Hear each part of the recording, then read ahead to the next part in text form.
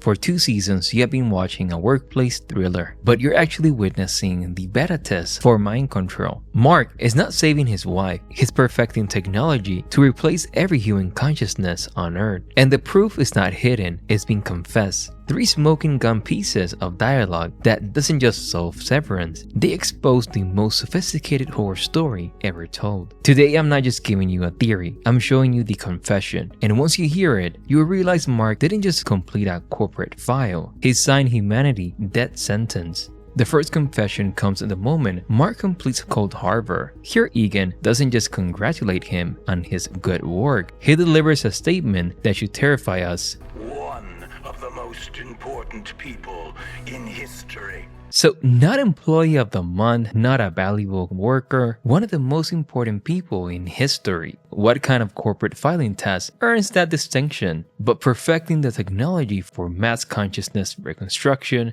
that rewrites the future of human evolution. The second confession comes from Mrs. Cobell. She doesn't describe Mark's work as data processing. She calls it what it actually is.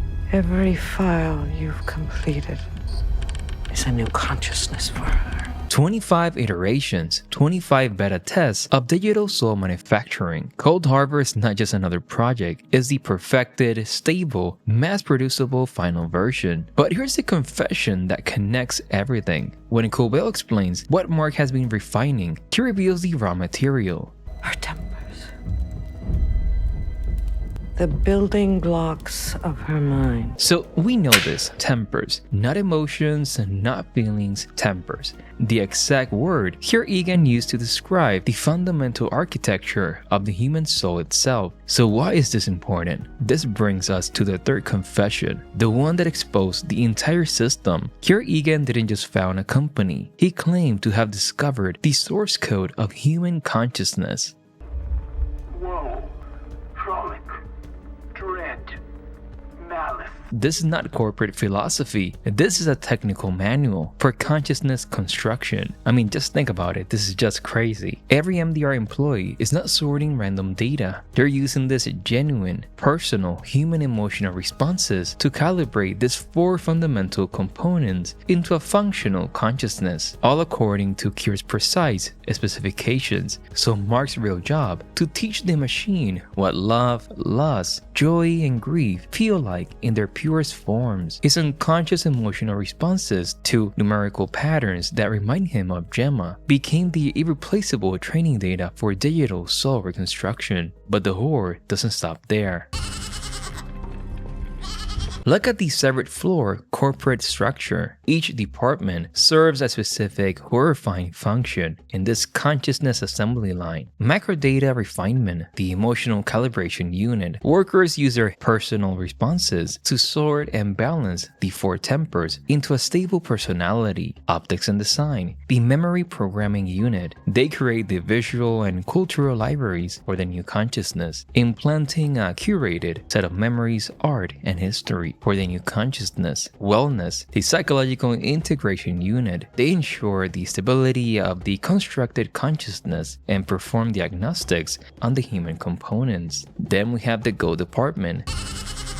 The organic neural processing unit. Consciousness cannot exist in a purely digital state. It requires a biological structure. The GOATs serves as a living organic neural networks, biological servers to house and test fragments of consciousness before full integration. So this is not random corporate strategy. It's a soul manufacturing facility. Each department builds a different component, and Mark just proved the technology works. But where Lumen is gonna go from here? And now comes the confession that reveals the true theological scope of the project. Everybody in the whole world should get one. Psychological framework can be replicated and mass-produced, and by doing so, it changes you. This is why the religious language across the show exposed everything. Dr. Maurer doesn't describe Kier as a historical founder. Kier will take away all his pain just as Kier has taken away yours. So Kier is described as an active consciousness that is currently healing people through the severance process. So for them, he's not dead. He's the being reconstructed piece by piece through the emotional labor of people like Mark. And then there's the 4 appendix, a Bible for them, described as having such powerful words. It contains clear step-by-step guide for taming the tempers, the exact process being replicated at every MDR workstation. So this is not corporate documentation, it's a user manual for building the soul. Every handbook passage, every wellness session, every corporate ritual is not workplace culture, it's religious infrastructure that is building up for the digital resurrection of Kir Egan himself. It's like religious people when they say they're waiting for Jesus. This is something that I see here. The final confession reveals the true scope, and it's not about controlling Lumen's employees. Because of you.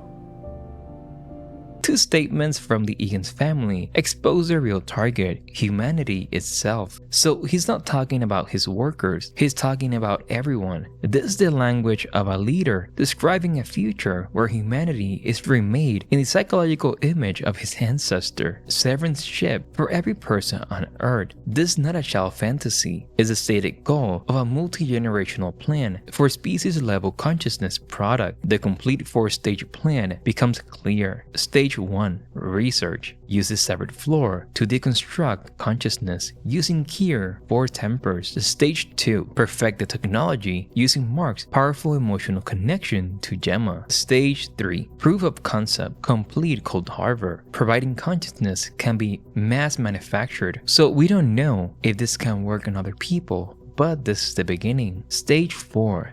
Global deployment. Systematically replace original human consciousness with Kir templated versions. The goal is not corporate control, it's digital immortality for the founder, achieved through universal consciousness replacement. They're planning to make every human being on the planet a psychological variation or clone of Kir Egan's mind. This is why at the beginning we see babies. But they're not replacing a file. The horror is so much more sophisticated. They're not deleting a soul and installing a new one. They're executing a hostile takeover from within, using the any as the perfect, defenseless host. The severance procedure doesn't create any person, it creates a perfect victim, a consciousness born with no memories, no context, no defenses, a blank, unprotected operating system. The any. The numbers are not random, they're a weaponized form of psychological conditioning. Each cluster of scary numbers is a targeted stimulus designed to break the any self and forcibly remolded according to Kir 4 tempers. The refiners are not calibrating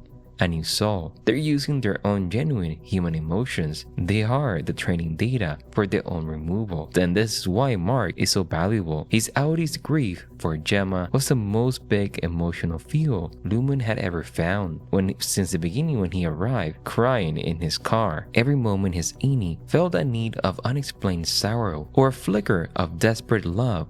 While sorting the numbers, the goal was never to build a billion new souls from scratch. It was to overwrite a billion existing ones. The Ini is not a new person to be deleted. It is the vessel waiting to be filled. And this is where the true horror of Severance is finally revealed. James Egan's confession. He's describing his vision for the entire human species. James Egan wants to live in a world where he can look at every single human face and see Kir Egan staring back at him. Every consciousness revealed in the founder's image. Every person thinking with Kir tame tempers, every soul reflecting the same single psychological framework. Elena's wish when she was little, when she said everybody in the whole world should get one. I imagine she knew about his father's plan, that it was not about helping people with work-life balance. She knew that it was a plan to give James Egan a planet where individual human consciousness is removed and controlled, replaced by endless variations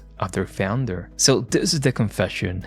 This is the twist Severance has been making since episode 1. Mark is not the protagonist saving his wife. He's a default architect and helper of a world where his wife and everyone stop being themselves and become Kir Egan instead. And that's the final goal. Now there's a theory where they may create Kir Egan like a consciousness, so we may see this. So welcome to Lumen Industries, where every day at the office is an act of digital worship, and every completed file brings them one step closer to the resurrection of their founder and the end of you. The office, the corporate drama, is all elaborate camouflage for the construction of a digital god using human souls as raw material.